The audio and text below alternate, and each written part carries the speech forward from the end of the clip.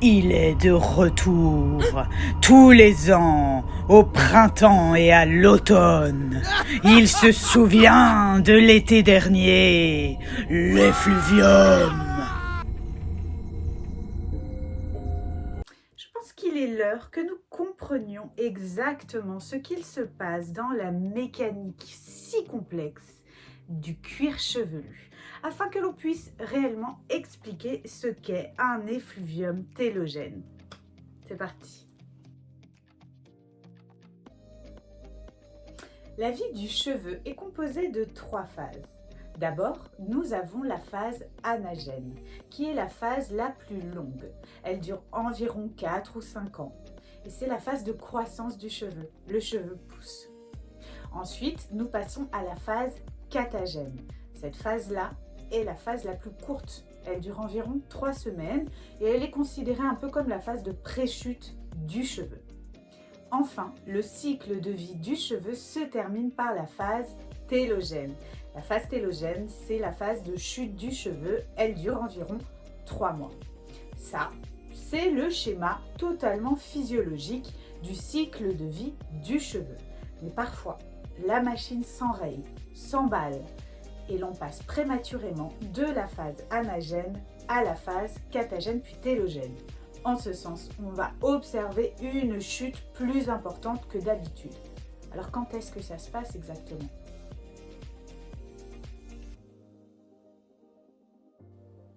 Il existe 2 types d'effluviums principaux. D'abord, on parle de l'effluvium télogène aigu, c'est-à-dire que la chute va durer environ 3 ou 4 mois et va se manifester environ 3 mois après l'événement déclencheur.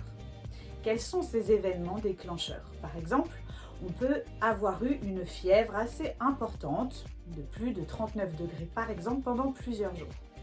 Une intervention chirurgicale également peut ensuite provoquer un effluvium télogène aigu environ 3 mois après l'intervention en question.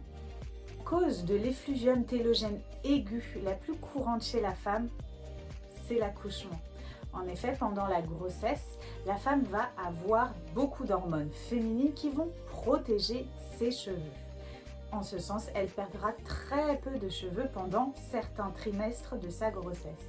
Mais lorsqu'elle aura accouché et que les hormones reviennent à un taux normal, elle pourra du coup observer une chute plus importante puisque tous les cheveux qui auraient dû tomber pendant la grossesse tombent après l'accouchement ou après l'allaitement. Il peut y avoir également des carences aiguës, par exemple après une hémorragie importante. Ensuite, il existe ce que l'on appelle l'effluvium télogène chronique. L'effluvium télogène chronique, à contrario de l'aigu, va durer dans le temps.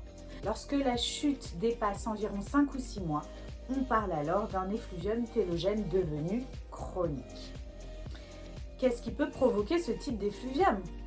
Une carence martiale avérée, on peut penser à la ferritine, on peut penser à la vitamine D, au zinc, etc. Il peut y avoir également un dysfonctionnement de la thyroïde. En ce sens, des analyses de sang sont prescrites.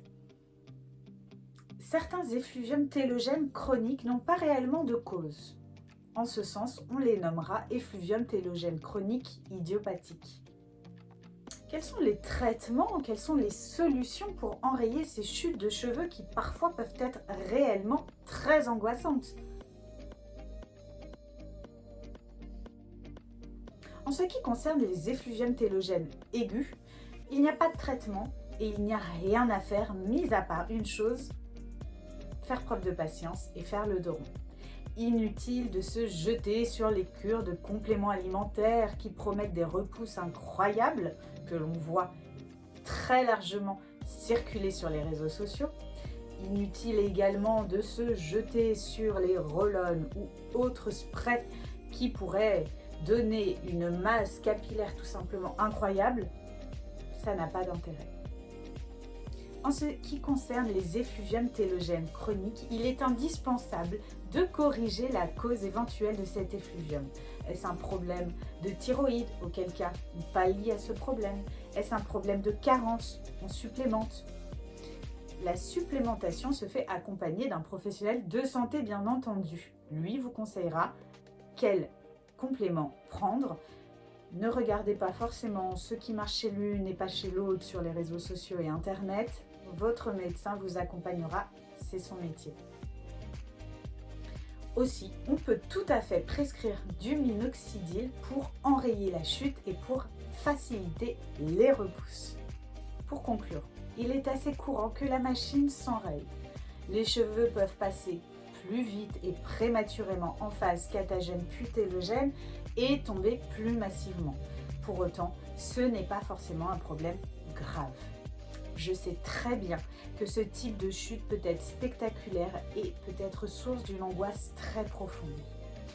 Mais tranquillisez-vous, des solutions existent, n'hésitez pas à demander à votre professionnel de santé.